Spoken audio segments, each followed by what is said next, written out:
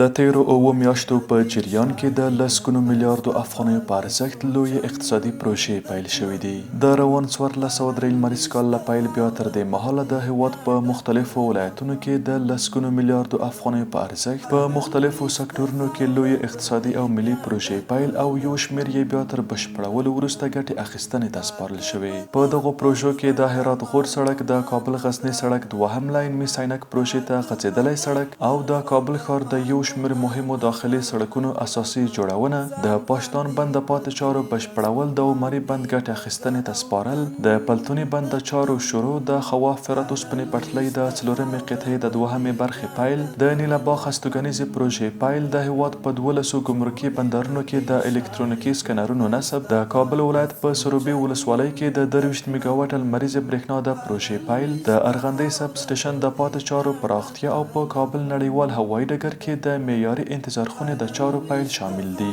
د یادو پروژو په پیل او ګټه اخیستنې ته سپارلو سره لسګونو زرو هیوادوالو او همداراز په زرګونو ماشینرۍ ته د کار کولو زمینه برابره شوې او د پروژو په ساختماني او نورو چارو کې تر ډیره د داخلي توکو کارولو ته لومړیتوب ورکړل شوی دی.